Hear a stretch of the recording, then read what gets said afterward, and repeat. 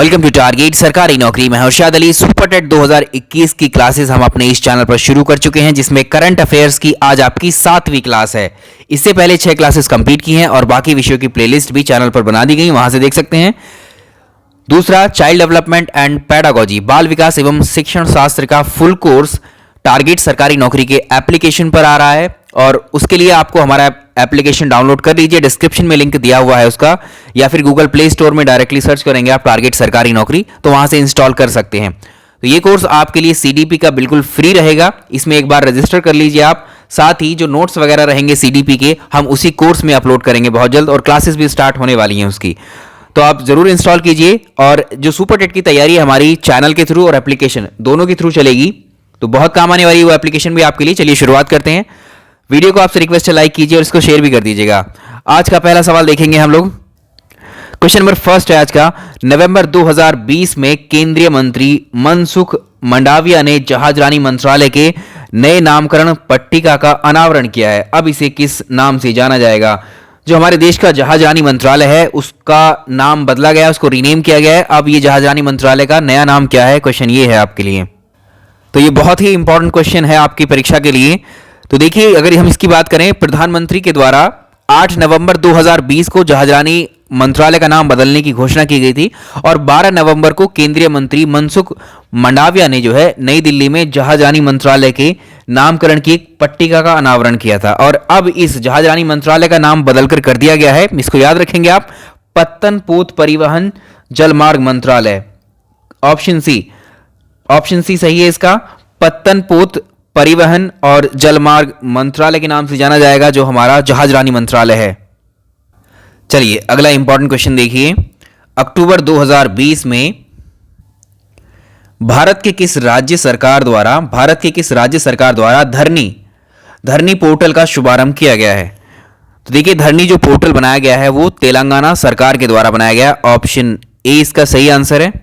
ये किस लिए है? इसका धरनी पोर्टल का कार्य क्या है? तो इसका उद्देश्य जो तेलंगाना है, तेलंगाना राज्य में जो भूमि और जो लैंड और जो प्रॉपर्टी हैं उसके रजिस्ट्रेशन के लिए इसको बनाया गया धरनी पोर्टल को। तो ये याद रखेंगे, तेलंगाना में। तो तेलंगाना हमारे देश का पहला ऐसा राज्य है जो लैंड जो रजिस्ट्रेशन है, भूमि का जो रजिस्ट्रेशन या भूमि पंजीकरण के लिए सबसे ज़्यादा कार्य जो है, इन कार्य में आईटी सेवाओं की जो है हेल्प लेता है। यानी तेलंगाना राज्य भारत का पहला ऐसा राज्य है जो भूमि पंजीकरण के लिए ज्यादातर काम जो है आईटी सेवाओं के माध्यम से ही करता है। तो इसका ऑप्शन ए हो जाएगा। धरनी जो पोर्टल है वो तेलंगाना सरकार के द्वारा ये शुरू किया गया है। एक और बेहद इंपॉर्टेंट क्वेश्चन है। 31 अक्टूबर 2020 को भारत के मुख्य न्यायाधीश शरद अरविंद बोबडे ने देश के पहले ई रिसोर्स सेंटर न्याय कौशल का उद्घाटन कहाँ किया है? ये बहुत ही इंपॉर्टेंट क्वेश्चन है ये। अगर हम बात करें, जो ई रिसोर्स सेंटर न्याय कौशल है, ये हमारे देश में अपनी तरह का पहला ऐसा रिसोर्स सेंटर है जिसमें सुप्रीम कोर्ट के साथ साथ देश के जो हाई कोर्ट हैं और जो डिस्ट्रिक्ट कोर्ट हैं, यानी हमारे देश में जितनी जिला अदालतें हैं, डिस्ट्रिक्ट कोर्ट हैं, जितनी हाई कोर्ट हैं और न्यायालय जो हमारा सुप्रीम कोर्ट है, सारे कोर्ट्स के जितने भी मुकदमे हैं वो उनको अब जो है ई फाइलिंग की सुविधा प्रदान की जाएगी।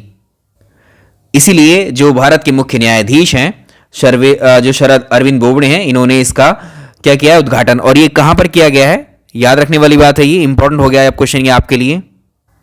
तो इसका आंसर क्या रहेगा? नागपुर इसका सही आंसर है। चलिए अगला सवाल देखिए। 23 सितंबर 2020 को राज्यसभा के द्वारा पारित जम्मू कश्मीर एवं आधिकारिक भाषा विधेयक 2020 में डोगरी, कश्मीरी एवं हिंदी को आधिकारिक भाषा का दर्जा प्रदान किए जाने का प्रावधान किया गया है। इन 3 भाषाओं के जोड़ने से जम्मू कश्मीर में आधिकारिक भाषाओं की संख्या अब कितनी हो गई है? तो इन 3 भाषाओं को मिलाकर अगर इनकी बात करें, 23 सितंबर 2020 को जो है ये राज्यसभा के द्वारा जम्मू कश्मीर आधिकारिक भाषा विधेयक को पारित किया गया था। ये लोकसभा में जो है 22 सितंबर 2020 को पारित हो चुका था। तो इस विधेयक में जो 3 भाषाएं हैं, ये डोगरी, कश्मीरी और हिंदी, ये तीनों भाषाओं को याद रखना है। इन भाषाओं को जम्मू कश्मीर की आधिकारिक भाषा घोषित करने का प्रावधान किया गया है इस विधेयक के अंदर। और इस विधेयक के तहत 3 भाषाएं तो ये हो गई, कश्मीरी, डोगरी, हिंदी, और साथ ही अंग्रेजी और उर्दू को केंद्र शासित प्रदेश जो जम्मू कश्मीर है इसकी आधिकारिक भाषा घोषित करने का, एक तरीके से इन भाषाओं को आधिकारिक भाषाएं दर्जा देने का प्रावधान किया गया है। तो टोटल मिलाकर 3 ये हैं, 2 वो हैं, कितनी होगी 5। तो डोगरी, कश्मीरी, हिंदी और साथ में अंग्रेजी, उर्दू, तो टोटल मिलाकर ये 5 भाषाएं हो जाएंगी आधिकारिक भाषाएं किसकी, जम्मू एंड कश्मीर यूटी की। अगला महत्वपूर्ण क्वेश्चन देखिए, 19 सितंबर 2020 को राज्यसभा के द्वारा महामारी संशोधन विधेयक 2020 पारित किया गया। इस विधेयक के माध्यम से किस अधिनियम में संशोधन किया गया है? पहले याद रखेंगे, जो इससे पहले जो महामारी अधिनियम आया था वो 1897 में आया था। अगर हम बात करें इस राज्यसभा के द्वारा जो महामारी संशोधन विधेयक 2020 जो पारित किया गया है, इस विधेयक के माध्यम से जो महामारी अधिनियम 1897 था, इसमें संशोधन किया गया है 2020 में। अब इसमें क्या संशोधन किया गया है, ऐसा क्या बदलाव किए गए हैं, क्या चेंजेस किए गए हैं? इस विधेयक में जो स्वास्थ्य सेवा में जुड़े कर्मी होते हैं, जो डॉक्टर्स होते हैं, नर्सेस या जो भी स्वास्थ्य सेवा से जुड़े हुए कर्मी होते हैं, कर्मचारी होते हैं, उनको जो लोग नुकसान पहुंचाते हैं, उनको नुकसान पहुंचाने वाले या उनको घायल करने वाले या उनके जीवन को खतरे में डालने वाले कोई जैसी गतिविधियां, कोई एक्टिविटी अगर होगी और उसमें कोई संलिप्त पाया जाता है तो उसको अपराधी करार दिया जाएगा और उन्हें जमानत ना देने का भी प्रावधान इसमें किया गया है। तो इस तरह के अपराध करने वालों के लिए जो है 3 महीने से लेकर 5 साल तक की जो है सजा भी यहाँ पर इसमें इस प्रावधान में की गई है। और साथ ही गंभीर अपराध अगर किए तो 7 साल की सजा हो जाएगी और इसमें जुर्माना भी है, 50,000 से 2 लाख तक का जुर्माना भी इसमें रखा गया है। तो ये विधेयक, महामारी संशोधन विधेयक 2020 का जो प्लॉट है, बैकग्राउंड क्या रहा, इस विधेयक के अंतर्गत महामारी से निपटने में लगे स्वास्थ्य कर्मी जो हैं उनकी सुरक्षा के प्रावधान किए गए हैं। ऑप्शन ए करेक्ट है। चलिए अगला इंपॉर्टेंट क्वेश्चन देखिए, 10 जनवरी 2020 यानी लगभग ये साल भर पहले का करंट अफेयर है। हो सकता है ये क्वेश्चन पूछा जा सकता है, जिस तरह से प्रेस की आज़ादी को लेकर पूछा जाता है। 10 जनवरी 2020 को उच्चतम न्यायालय ने अपने फैसले में कुछ प्रतिबंधों के साथ में इंटरनेट सेवा को, जो इंटरनेट सर्विस होती है, इसको संविधान के किस अनुच्छेद के तहत फंडामेंटल राइट्स में शामिल किया है या माना है? तो ये याद रखिएगा, ये हमारे फंडामेंटल राइट्स में आ गया है। ये क्या है? आर्टिकल 19 फर्स्ट, आर्टिकल 19 फर्स्ट का सब क्लॉज ए में है ये, तो ये भी याद रखने वाली बात रहेगी। अगला सवाल देखिए, चलिए अगला इंपॉर्टेंट क्वेश्चन देखिए, किताबों के ऊपर है, कुछ बुक्स हैं जो इंपॉर्टेंट हैं, आपकी परीक्षाओं में पूछी जा सकती हैं। तो इसमें पहली किताब है जो है पैंडेमोनियम, एक किताब है, किताब का टाइटल है pandemonium the great Indian banking tragedy. इस किताब के राइटर आपको बताने हैं कौन है। तो ये है तमाल बंदोपाध्याय। तमाल बंदोपाध्याय ने ये किताब लिखी है pandemonium the great Indian banking tragedy. और इस किताब में जो है भारत की जो आर्थिक क्षमता है और जो अर्थव्यवस्था है भारत की, उसमें जो भी चुनौतियां हैं उनसे निपटने के लिए कुछ सुझाव इसमें बताए हुए हैं इन्होंने। तो इसका आंसर ए हो जाएगा, इंपॉर्टेंट है बुक ये। साल 2016 में इनकी बात करें तमाल बंदोपाध्याय की, तो इनको Ramnath Goenka award for the excellence in journalism, ये अवार्ड भी मिल चुका है। अगली बेहतरीन और बहुत ही इंपॉर्टेंट किताब आपके सामने है, हाल ही में चर्चित पुस्तक till we win. Till we win किसके द्वारा ये किताब लिखी गई है? तो याद रखिएगा, ये चर्चित पुस्तक है बहुत, और ये पुस्तक जो है अखिल भारतीय आयुर्विज्ञान संस्थान एम्स के निदेशक हैं रणदीप गुलेरिया और जो सार्वजनिक नीति एवं स्वास्थ्य प्रणालियों के विशेषज्ञ हैं चंद्रकांत गुलेरिया, 2 व्यक्ति, और तीसरे व्यक्ति हैं, और ये कौन है? गगनदीप कांग। इन तीनों व्यक्तियों ने कंबाइंडली इस किताब को लिखा है। इसका ऑप्शन डी होगा। और इस किताब का थीम क्या है, टाइटल क्या, किस विषय पर आधारित है? तो ये किताब जो है कोविड-19 के खिलाफ भारत की लड़ाई और आने वाले समय में इससे निपटने के लिए पूरा डिस्क्रिप्शन इस किताब में मिलेगा, टिल वी विन में। तो ये तीनों राइटर हैं इस किताब के, और इसका आपसे प्लॉट पूछ सकता है, बैकग्राउंड कि किताब किस पर है। तो ये कोविड-19 के खिलाफ भारत की लड़ाई और आने वाले समय में इससे कैसे निपटा जा सकता है, तो वो सारे सुझाव इस किताब में हैं। तो ये रहा, अगला सवाल देखते हैं। चलिए अगले इंपॉर्टेंट क्वेश्चन की तरफ, ये भी पुस्तक है। तो काफ़ी सारी पुस्तक हमने डिस्कस की हैं आज। एक अगली किताब है night of the restless spirits, ये स्टोरीज फ्रॉम 1984। इस 1984 से आप कुछ कनेक्ट भी कर सकते हैं, ये किताब का प्लॉट क्या रहा होगा। तो जो सिख दंगे हुए थे और सिख दंगों में जो नरसंहार हुआ था, यहाँ पर 1984 में जो सिख नरसंहार पर आधारित ये किताब है, सिख दंगे, जो पूर्व प्रधानमंत्री रही थी इंदिरा गांधी, उनके अंगरक्षकों के द्वारा उनकी जो हत्या की गई थी उसके परिणाम थे। और इन दंगों पर आधारित बहुत सारी फिल्में भी आई हैं, उपन्यास भी आए हैं। तो ये किताब का प्लॉट भी ऐसा ही है, night of the restless spirits. तो ये किताब जो है अक्टूबर में प्रकाशित हुई थी और इसके लेखक कौन है? सरबप्रीत सिंह है। ऑप्शन ए सरबप्रीत सिंह इसके लेखक हैं। चलिए अगली इंपॉर्टेंट पुस्तक देखेंगे हम लोग। अगली किताब है archaeology and the public purpose writing on and by एम.एन. देशपांडे। ये किताब किसके द्वारा लिखी गई है? यहां से देख के आपको ये भी लग सकता है कि एम.एन. देशपांडे द्वारा लिखी गई होगी, क्योंकि यहां साफ साफ लिखा है। बट नहीं, ये किताब जो है archaeological and the public purpose नाम की किताब है। इसकी लेखिका है नयन ज्योति लाहिरी। ऑप्शन सी, नयन ज्योति लाहिरी के द्वारा ये किताब लिखी गई है और इसका प्रकाशन किया गया है जो ऑक्सफोर्ड विश्वविद्यालय प्रेस है, ऑक्सफोर्ड यूनिवर्सिटी प्रेस के द्वारा। इसमें जो वर्तमान में जो अशोका यूनिवर्सिटी है ना, उसके इतिहास जो नयन ज्योति लाहिरी हैं, अशोका यूनिवर्सिटी में जो इतिहास हैं उसकी प्राध्यापिका हैं ये।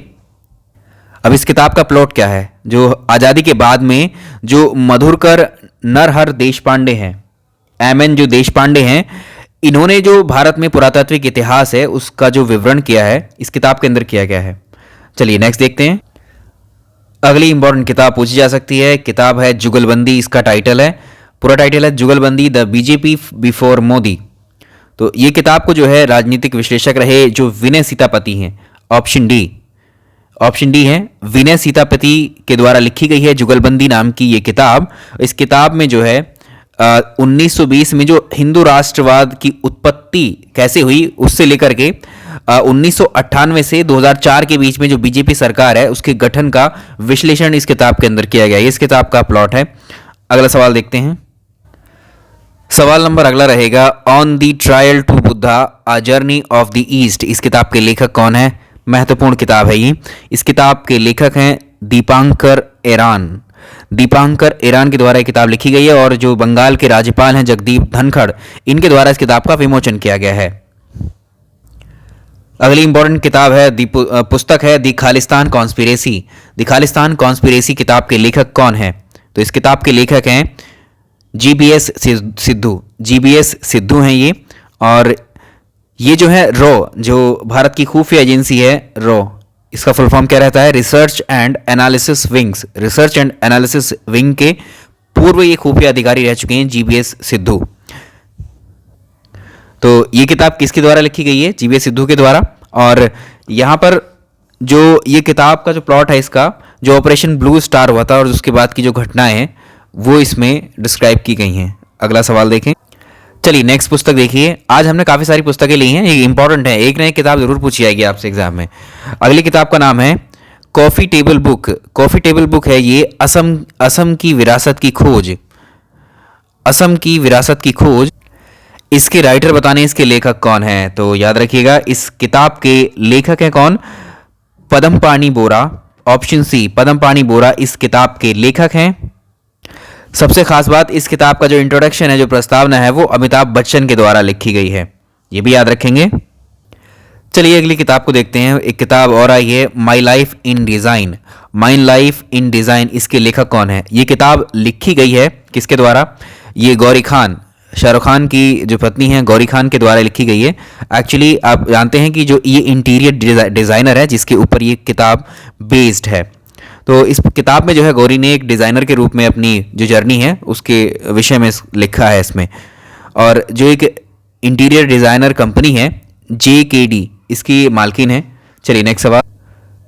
अगली बेहद इंपॉर्टेंट किताब ये रही, एक और किताब आई है क्रिकेट द्रोणा। किताब का टाइटल है क्रिकेट द्रोणा। इस किताब के लेखक कौन है?